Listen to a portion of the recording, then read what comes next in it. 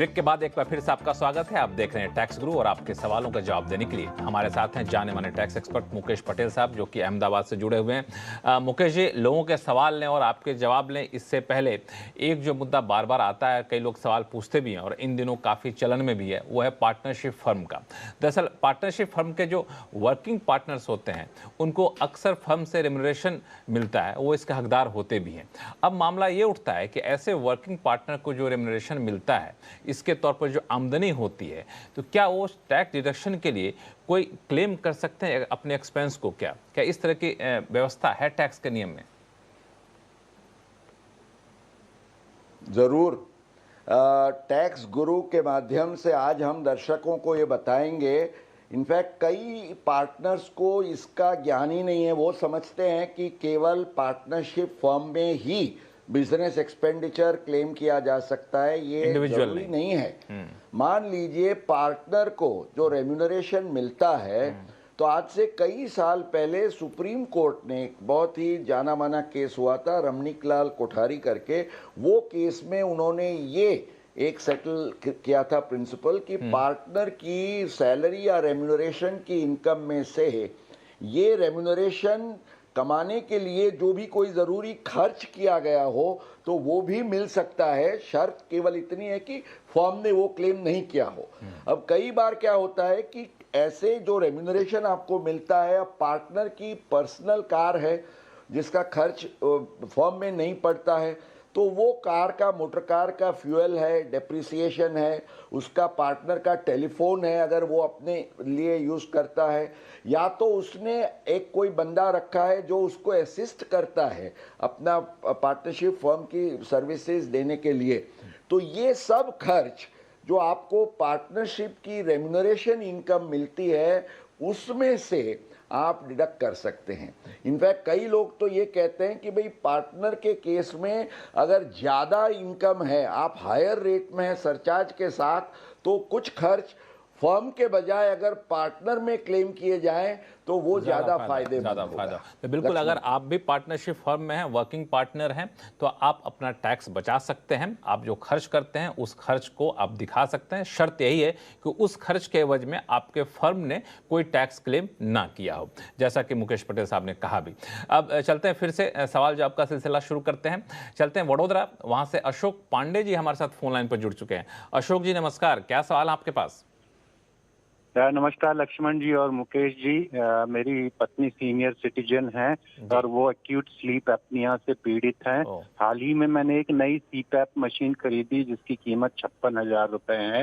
इस मशीन का उपयोग नींद के दौरान सांस लेने में सहायता के लिए किया जाता है और ये डॉक्टर की सलाह से वो 2015 से इसका उपयोग कर रही हैं। मुझे नई मशीन इसलिए खरीदनी पड़ेगी, पुरानी मशीन खराब हो गई है। मेरा प्रश्न ये है कि क्या इस मशीन को खरीदने के लिए मैं 50,000 तक का ATP बेनिफिट को अवेल कर सकता हूं? हालांकि ये लाइफ सेविंग मशीन नहीं है और मेरी पत्नी का कोई मेडिकल हेल्थ इंश्योरेंस कवर भी नहीं है। जी मुकेश पटेल जी, क्या सुझाव होगा इनके लिए? अशोक जी, आप क्या चाहते हैं? आपको लक्ष्मण जी आप क्या चाहते हैं? ये इनको ये खर्च मिलना चाहिए या नहीं मिलना चाहिए? नहीं, मैं तो सबसे पहले चाहता हूं कि अशोक जी की जो पत्नी है उनकी तबीयत जल्द से जल्द ठीक हो जाए, उनको इस मशीन की जरूरत ही ना पड़े। बिल्कुल बिल्कुल, लेकिन तात्कालिक राहत टैक्स के मोर्चे पर दे दीजिए। लक्ष्मण जी हम टैक्स के मोर्चे पर जो मैं बताने वाला हूं, मेरे ख्याल से वो एक बहुत बड़ी राहत के समाचार मैं उनको देना चाहता हूं। अब समझिए, ये जो सेक्शन 80D है उसमें ये कहा गया है कि any amount of expenditure that you have incurred for purposes of the medical expenditure जो है for the health of the SSE और एनी रिलेटिव, माना उसके स्पाउस है या तो जो भी फैमिली मेंबर है। अब ये सीनियर सिटीजन है, इनका कोई प्रीमियम चुकाया नहीं जाता है, इसलिए वो क्लियरली एलिजिबल केस है मेडिकल एक्सपेंडिचर का। अब सवाल ये होता है कि medical expenditure for purposes of health of the SSE के दायरे में क्या आएगा? अब इसमें डॉक्टर का कंसल्टिंग एक्सपेंडिचर आता है, वो तो हम जानते हैं। हॉस्पिटलाइजेशन का एक्सपेंडिचर आता है, वो भी हम जानते हैं। दवाई का खर्च होता है, वो भी जानते हैं। पर अब जब हम हेल्थ की बात करें तो ये 3 के अलावा एक चौथी भी चीज है जिसको हम मेडिकल गैजेट्स कहेंगे।